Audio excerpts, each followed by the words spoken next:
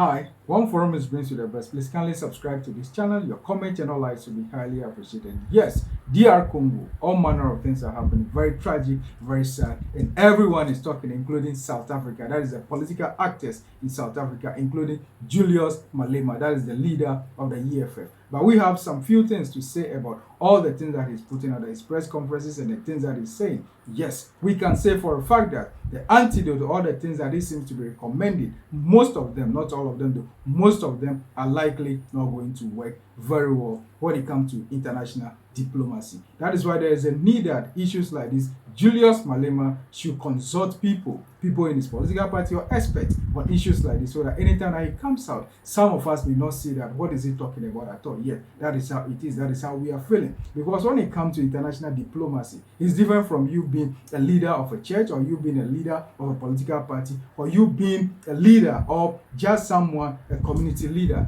This is about international diplomacy. That is why sometimes I agree with those that always argue that it's going to be very difficult for Julius de Malema to be president of South Africa. Now he's all over the place, blaming the president. I'm talking about His Excellency Cyril Ramaphosa and some other people for the role or the way they are reacting towards issues like this. Everyone is down. We are also sad that our soldiers are dying in DR Congo. Yes, there is a need for action to be taken, but these actions that we have to take has to be in a way that it will not endanger the life of over 800 people, allegedly over 800 soldiers of South Africa that are still based or that are still in DR Congo. And in a way, we are getting the report that most of them are now under supervision and control and command of the M23. Yes, he's also calling for Rwanda to be confronted.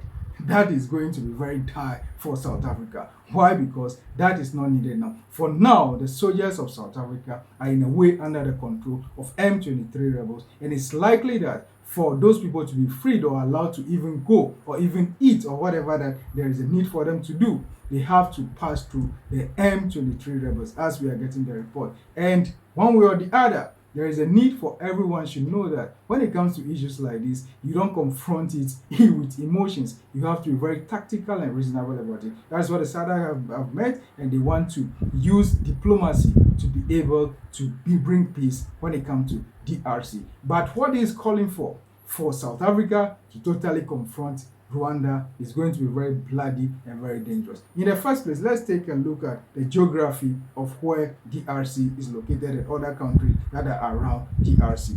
DRC is at the middle somewhere, close to the southern part as well as central. That is the eastern part of Africa. Yeah, that's the African map. And we have Uganda as a neighbor, we have Rwanda as a neighbor, we have Burundi as a neighbor, we have Tanzania, Angola, as well as Central African Republic and Sudan to some extent. Yes, it's a very huge, very big country that is located and well situated in the map of Africa. Yes, now South Africa is at a down some point, and for them to even move to do something confrontational with Rwanda, there is a need for them to fall on countries that are close to Rwanda to be able to do something. That is what we are calling there is no need, because if it happens that way, Rwanda is highly going to have a home advantage when it comes to that. Even if they want to use the air, it's not going to be very easy for them, because Rwanda is also well prepared. Yes, it's not all the time that countries put everything out there. The secret weapons that they have, is not all the time that they put those things out there. That is why some of us are suggesting that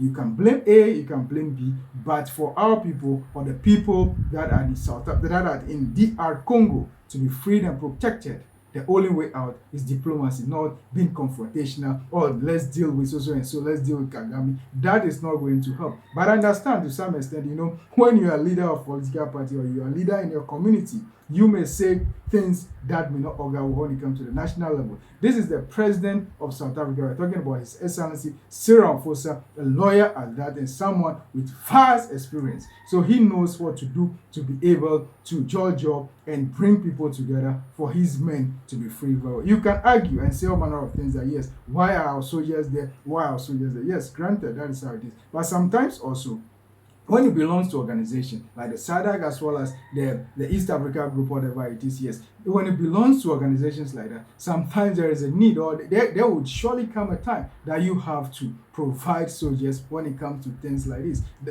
To some extent, that may be one of the reasons why those soldiers are there. But generally speaking, your soldier or your soldiers may be out of your country to protect or to keep peace or whatever it is, defend people outside. These have been happening all over the place. Once you belong to a group like an organization like the African Union, as well as the West Africa, as well as that's ECOWAS, as well as the SADC, as well as the East Africa group also. Once you belong to organizations like that, there is a need for once in a while, in times of trouble, you have to present your soldiers to be able to defend those countries or member countries or friendly countries. Yes, when your friend is in trouble, sometimes you have to act that way. That is why these things are happening, yes. And soldiers are supposed to protect their people. Yeah, not only their people, sometimes they need to move to where the threat is for them to deal with the threat there so that it will not get close to them. That is why sometimes leaders take certain decisions like that are beyond their control, because even if it were to be in their country or their own country, definitely their other friends will contribute. That is why today there will be war far away somewhere. You see other countries helping